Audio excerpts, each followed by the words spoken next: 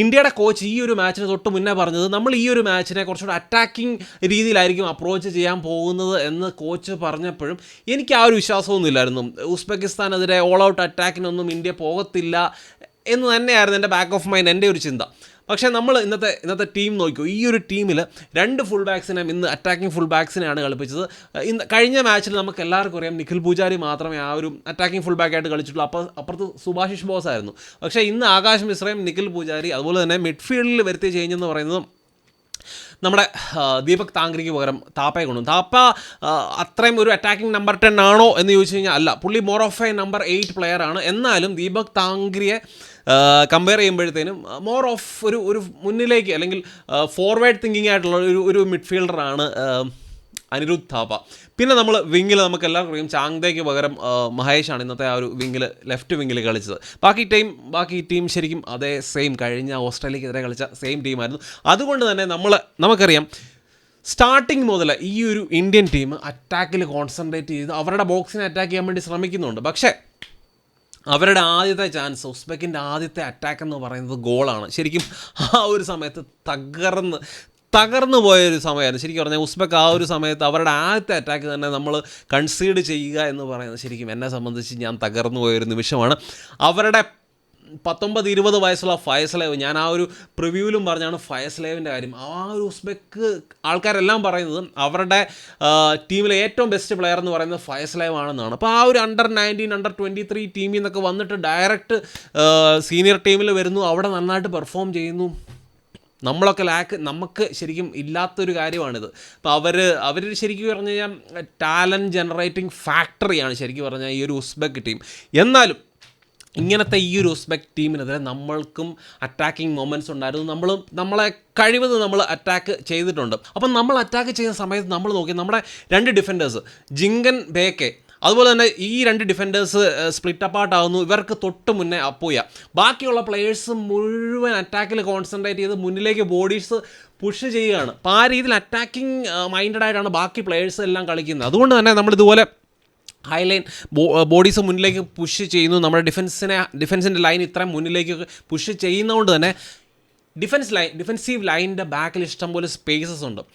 നമ്മൾ വളരെ ക്രൂഷ്യലായിട്ടുള്ള പല മൊമെൻറ്റ്സിലും ബോൾ ലൂസ് ചെയ്തിട്ടുണ്ട്. അല്ലെങ്കിൽ ഗെയിമിൻ്റെ ഭയങ്കര ക്രൂഷ്യലായിട്ടുള്ള ജങ്സ്റ്റേഴ്സിലൊക്കെ നമ്മൾ ബോൾ ലൂസ് ചെയ്തിട്ടുണ്ട്. അപ്പോൾ ആ സമയത്ത് അവരത് ക്യാപിറ്റലൈസ് ചെയ്ത് നേരെ അവർക്ക് കൗണ്ടർ ചെയ്യാം. അവർ കൗണ്ടർ ചെയ്ത് അവർ ഫൈനൽ തേർഡിൽ അവരുടെ ഫോർവേഡ്സ് അവരുടെ പേസ് ഉപയോഗിച്ച് നമ്മളെ ബീറ്റ് ചെയ്യും. അതുപോലെ തന്നെ മുന്നിൽ ആ ഒരു ഫൈനൽ തേർഡിൽ എത്തുമ്പോൾ അവർ ആ രീതിയിൽ പ്രിസൈസാണ്. അപ്പോൾ അതുകൊണ്ടാണ് അങ്ങനെ തുടർച്ചയായിട്ട് നമ്മൾ 1, 2, 3 ഗോളുകൾ ആ ഒരു ഫസ്റ്റ് ഹാഫിൽ കൺസീഡ് ചെയ്തത്.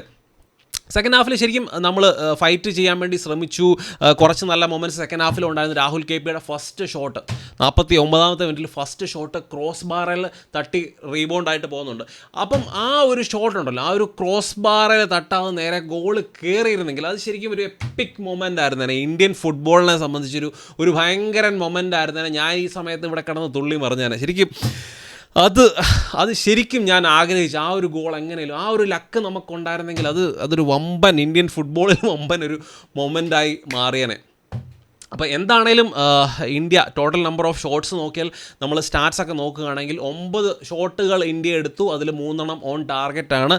അപ്പുറത്ത് നമ്മൾ അവരുടെ ആയതെങ്കിൽ അവർക്ക് ഓൾമോസ്റ്റ് 18 ഷോട്ട് അവരെടുത്തിട്ടുണ്ട്. അതിൽ അവർ 7, 8, 9 ഷോട്ടോളം അവരും ടാർഗറ്റിലേക്ക് എത്തിക്കാൻ വേണ്ടി അവർക്ക് പറ്റിയിട്ടുണ്ട്. അപ്പോൾ ആ ഒരു ഇവർ തമ്മിലുള്ള ആ ഒരു ക്വാളിറ്റിയിലുള്ള വ്യത്യാസം ശരിക്കും ഓൺ ദ പിച്ച് എവിഡൻ്റ് ആണ്. നമ്മുടെ ഫുട്ബോളിൽ വർക്ക് ചെയ്തേ പറ്റത്തുള്ളൂ. അപ്പം ഈ രീതിയിൽ ഈ രാജ്യങ്ങൾ ഈ രീതിയിൽ മുന്നിലേക്ക് പോകാനായിട്ട് അല്ലെങ്കിൽ ക്വാളിറ്റിയിൽ നമ്മൾ ഇത്രയും പുറകോട്ട് പോകാൻ വേണ്ടി നമ്മൾ അനുവദിക്കരുത്. ഇപ്പം ഈ ഒരു ഇന്ത്യൻ ഫുട്ബോളിൻ്റെ ഈ ഒരു മാച്ചൊക്കെ ചിലപ്പം ആൾക്കാർ ഇരുന്ന് കണ്ടിട്ട് നമ്മളെ ചിലപ്പം കളിയാക്കും.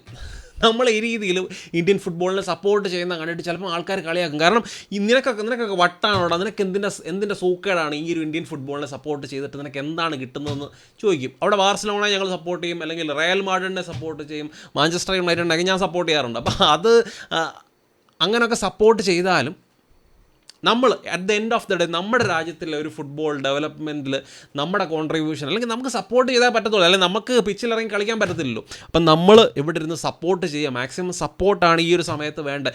ഈ ഒരു സ്ട്രഗിളിങ് സമയത്താണ് സപ്പോർട്ട് വേണ്ടത്.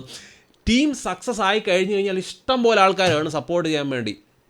ഇപ്പോഴത്തെ ഒരു സ്ട്രഗിളിങ് ഫേസിലാണ് ശരിക്കും നമ്മുടെ സപ്പോർട്ട് ടീമിന് വേണ്ടത്. അപ്പം ഞാൻ എന്താണേലും കഴിഞ്ഞ മാച്ചിൽ 2-0 ഫുൾ ഡിഫെൻസീവ്ലി ആ ഒരു ബസ് പാർക്ക് ചെയ്ത് ഡിഫെൻഡ് ചെയ്ത് 2-0 തോറ്റെങ്കിൽ ഈ മാച്ചിൽ നമ്മൾ നല്ല രീതിയിൽ ബോൾ കൈവശം വെച്ച് നമ്മൾ അറ്റാക്ക് ചെയ്യാൻ വേണ്ടി ശ്രമിച്ചു, എന്നിട്ട് 3-0 തോറ്റെങ്കിൽ ഞാൻ എന്താണെങ്കിലും ഈ ഒരു 3-0 ഈ രീതിയിലുള്ള ഒരു ഗെയിം സ്റ്റൈൽ മാത്രമേ ഞാൻ പ്രിഫർ ചെയ്തുള്ളൂ. ഗെയിം നല്ല രീതിയിൽ ഈ ഒരു ഇത്രയും നമ്മളെക്കാൾ ഇത്ര സുപ്പീരിയർ ആയിട്ടുള്ള ടീമുകൾക്കെതിരെ നമ്മൾ ബോൾ കൈവശം വെച്ച് കളിക്കാനുള്ള ആ ഒരു കോൺഫിഡൻസ് ജനറേറ്റ് ചെയ്യാനുള്ള ആ ഒരു പ്ലാറ്റ്ഫോമായിട്ട് ഇതിനെ കണ്ടാൽ മതി. ശരിക്കും പലരും കഴിഞ്ഞ വീഡിയോയ്ക്കൊക്കെ കഴിഞ്ഞ മാച്ചിനൊക്കെ ശേഷം പലരും പറയുന്നുണ്ടായിരുന്നു ഇന്ത്യ കൗണ്ടർ അറ്റാക്കിംഗ് ഫുട്ബോളിൽ കോൺസെൻട്രേറ്റ് ചെയ്യണമെന്ന്. കൗണ്ടർ അറ്റാക്കിംഗ് ഫുട്ബോൾ എന്ന് പറയുന്നത് അത് പഴയ സംഭവമാണ്. പഴയ പല ടീമുകളും കൗണ്ടർ അറ്റാക്കിങ്ങിൽ മാത്രം കോൺസെൻട്രേറ്റ് ചെയ്ത് ടൈറ്റിൽസ് അടിച്ച ടീമുകളൊക്കെ ഉണ്ട്. പക്ഷേ ഇന്നത്തെ മോഡേൺ ഫുട്ബോൾ കുറച്ചുകൂടെ പ്രൊആക്റ്റീവായിട്ടുള്ള ഫുട്ബോളാണ്.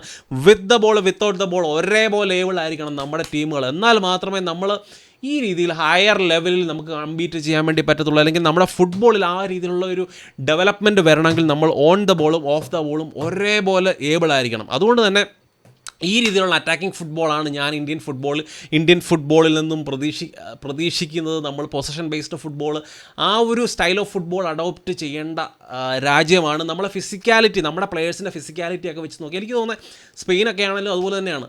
സ്പെയിനൊക്കെ അഡോപ്റ്റ് ചെയ്ത് ആ ഒരു ടിക്കി ടാക്ക അല്ലെങ്കിൽ പൊസഷൻ ബേസ്ഡ് ഫുട്ബോൾ അതിനെ നമ്മൾ ഗ്രാബ് ചെയ്യാൻ സമയമായി. അപ്പോൾ ഇനി ഇന്ത്യക്ക് ആകപ്പാടെ ഇനിയിപ്പോൾ ഒരു മാച്ചാണ് ബാക്കിയുള്ളത്, സിറിയക്കെതിരെയുള്ള മാച്ച്. ഇപ്പോൾ ആ മാച്ചിലും ഏതായാലും ഇന്ത്യയുടെ ഇൻറ്റൻറ്റ് എന്ന് പറയുന്നത് അറ്റാക്കിംഗ് ഫുട്ബോൾ കളിക്കുക എന്ന് തന്നെയായിരിക്കും. അപ്പോൾ സിറിയയാണ് ഈ ഒരു ഗ്രൂപ്പിൽ നമ്മളെപ്പോഴും വിജയം എക്സ്പെക്റ്റ് ചെയ്യുന്നത്, അല്ലെങ്കിൽ ഇന്ത്യ നല്ല രീതിയിൽ പെർഫോം ചെയ്യാൻ സാധ്യതയുള്ള ടീമായിട്ട് നമ്മൾ ആദ്യം മുതലേ പറയുന്നത് സിറിയയാണ്. സിറിയ നല്ല ടീമാണ്, 91ാമത്തെ റാങ്കുള്ള ടീമാണ്. അപ്പോൾ അവർക്കെതിരെയും എന്താണെങ്കിലും അറ്റാക്കിംഗ് ഫുട്ബോൾ, ഉസ്ബെക്കിസ്ഥാനെതിരെ അറ്റാക്കിംഗ് ഫുട്ബോൾ കളിച്ചാൽ എന്താണെങ്കിലും സിറിയക്കെതിരെ നമ്മൾ അറ്റാക്കിംഗ് ഫുട്ബോൾ തന്നെ കളിക്കും എന്ന് പ്രതീക്ഷിക്കുന്നു. നമുക്ക് വിജയിക്കാം, അല്ലെങ്കിൽ നല്ല രീതിയിൽ നല്ല ഫൈറ്റ് കൊടുത്ത് ഗോളുകൾ സ്കോർ ചെയ്യുന്നതൊക്കെ കാണുക.